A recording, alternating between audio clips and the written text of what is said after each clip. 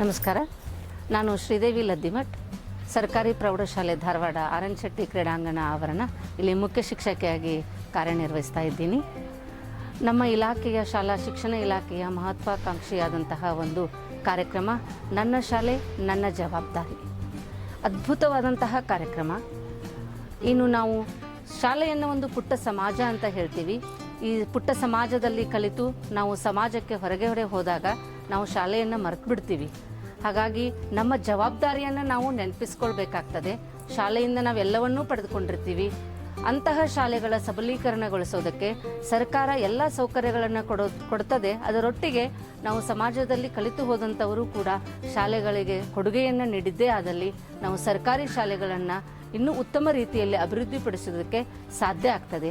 ಹಾಗಾಗಿ ಇಲಾಖೆಯಲ್ಲಿ ಎಲ್ಲ ಶಾಲೆಗಳಲ್ಲಿ ಹಳೆ ವಿದ್ಯಾರ್ಥಿಗಳ ಸಂಘಗಳನ್ನು ರಚನೆ ಮಾಡಿದ್ದಾರೆ. ಆ ಸಂಘಗಳ ಮೂಲಕ ಶಾಲೆಯಲ್ಲಿ ಅವಶ್ಯಕತೆ ಇರುವಂತಹ ಮೂಲಭೂತ ಸೌಕರ್ಯಗಳನ್ನೊಳಗೊಂಡು ಎಲ್ಲವನ್ನ ನಾವು ಅನುಕೂಲಿಸಿಕೊಳ್ಳೋದಕ್ಕೆ ಸಾಧ್ಯ ಆಗ್ತದೆ.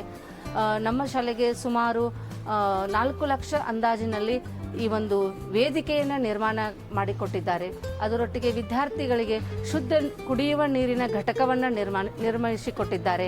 ಅದರೊಟ್ಟಿಗೆ ಸಾಕಷ್ಟು ನೋಟ್ಬುಕ್ಗಳಿರಬಹುದು, ಪ್ಲೇಟ್ಸು, ತಟ್ಟೆಗಳು, ಕಂಪ್ಯೂಟರ್ಸು, ಈ ರೀತಿ ಹಲವಾರು ಕೊಡುಗೆಗಳನ್ನು ನೀಡುವುದರ ಮೂಲಕ ಸರ್ಕಾರಿ ಶಾಲೆಗಳನ್ನು ಸಬಲೀಕರಣಗೊಳಿಸುವಂತಹ ಕಾರ್ಯವನ್ನು ನಮ್ಮ ವಿದ್ಯಾರ್ಥಿಗಳು, ಹಳೆಯ ವಿದ್ಯಾರ್ಥಿಗಳು ಮಾಡ್ತಾ ಇದ್ದಾರೆ.